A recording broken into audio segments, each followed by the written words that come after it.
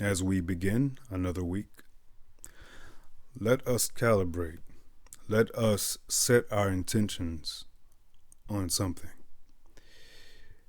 We lose when our momentum is obstructed by people who are very ugly in the professional realm, in the familial realm, in the platonic realm, romantic, every aspect of our lives. What we're losing to is not merely just some job you don't like. It's not a lifestyle that you don't like.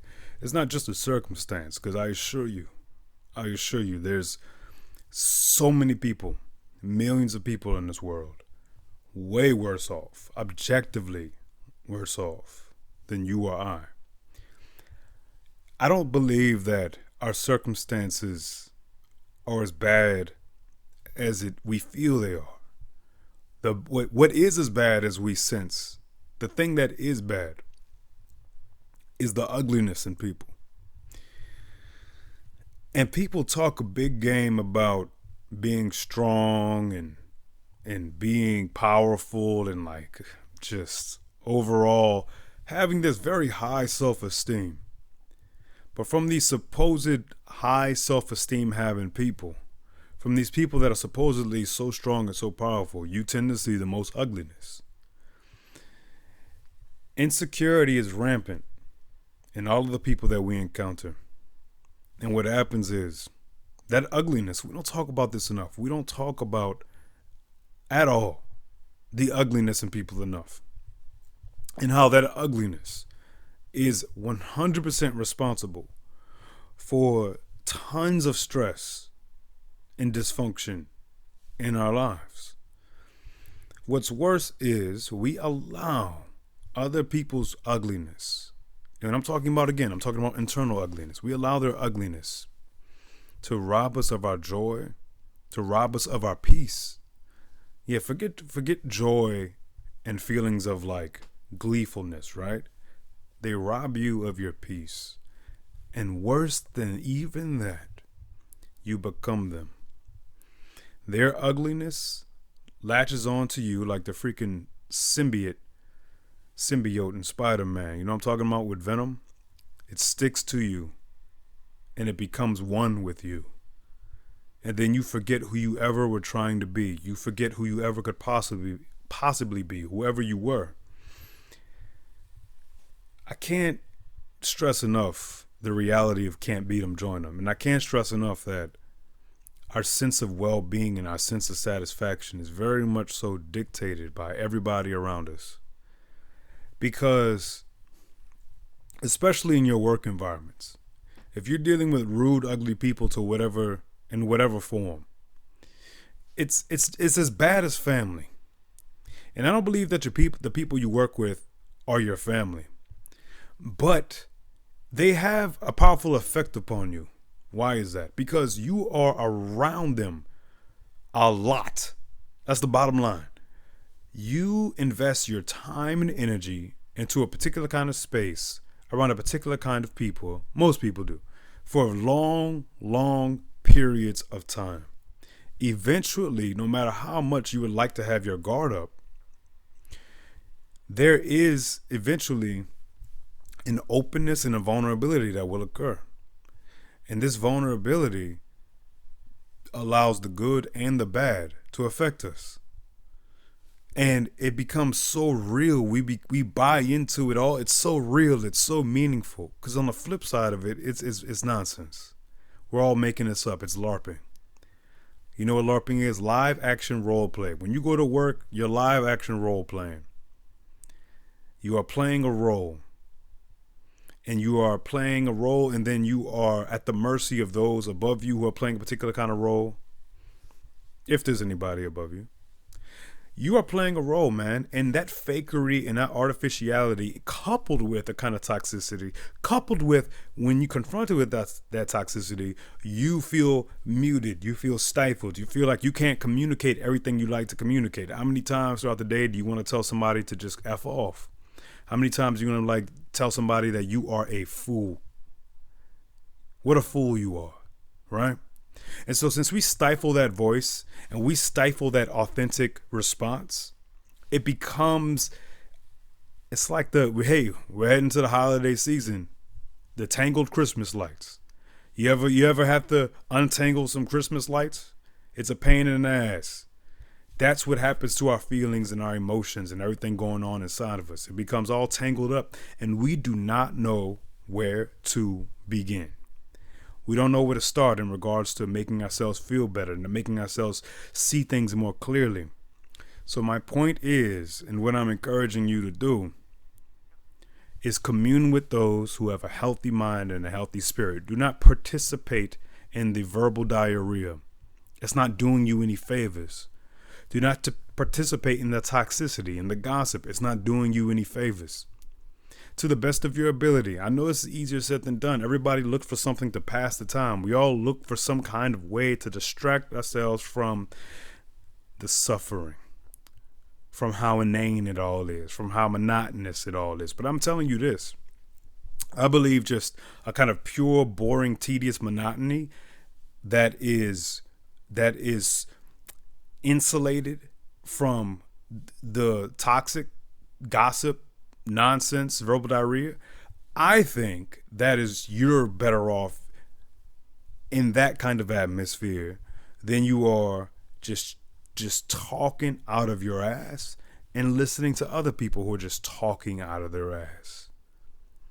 Ugliness, by and large, comes from the absence of mindfulness.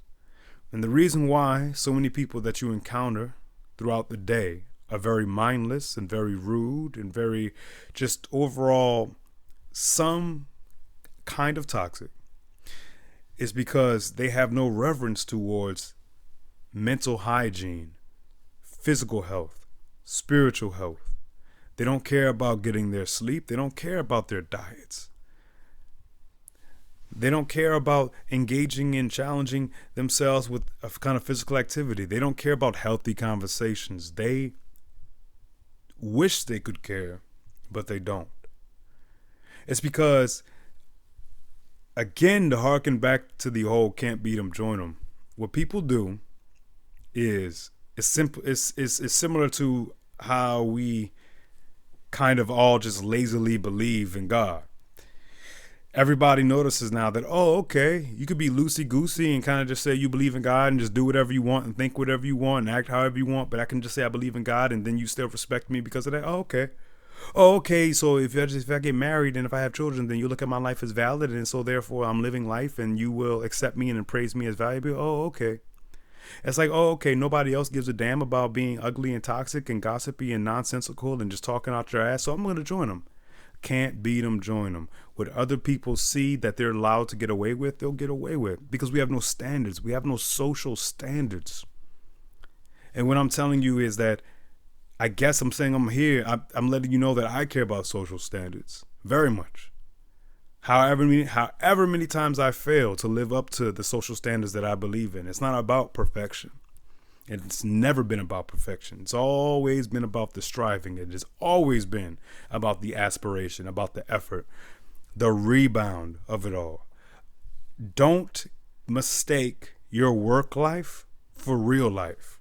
Don't mistake toxic ass, ugly people that you're coming across as that is what reality is. That's what people are. Because they can get the best of us because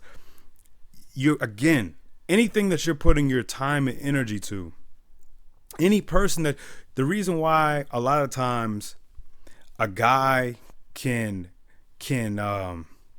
swindle a woman into falling in love with him. And I've seen this. And in my early 20s, I did this.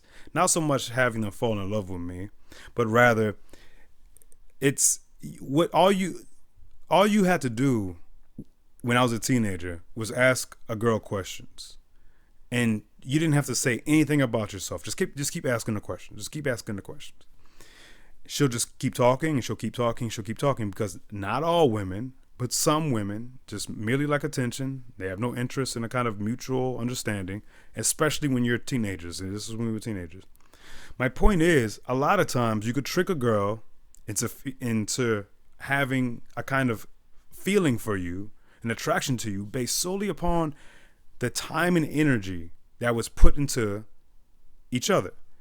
All you did was set aside an hour a day, 2 hours a day, and it made her feel as though something was actually happening.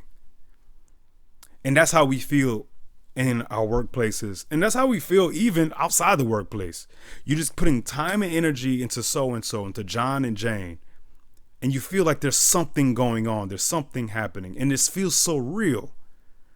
But simultaneously, it also feels so hollow. It feels very hollow at the same time. And you see the unhealthiness at the same time. And this is why maturity is so necessary. Maturity is very necessary because as we get older, what we should be looking for, I believe, what we should all be really, really, really trying to incorporate into our lives is quality time with each other. And that quality time is quality conversation. And that quality conversation, intrinsic in that, is mindful words. It's the opposite of ugliness. The beauty inside of us comes from when we're being very vulnerable, very attentive as well. Our attention spans are compromised. It's so unfortunate, man. We're so compromised. We're getting swindled. Just like how when I was a teenager, y'all try to swindle girls. We're getting swindled at a social basic level, platonic level, professional level, familial level, romantic level. We're all just getting swindled because we're just saying a lot and we're talking to each other, but there's no real reciprocity going on. There's no real healthy reciprocation, man. And you carry that on to the next day, and it takes on a momentum of its own. And then you sit back and you think, oh, this is life. No, it's not life. Who said this was life? Who said so? Who told you you were naked? Who said so? That's a biblical reference. I won't go into that. It's not life, man. Don't let them decide what life is. Don't let them decide how your day is. Don't let them decide how your internal world is. Easier said than done. Easier said than done. But please don't let them decide because they're fools. All right, let's do it.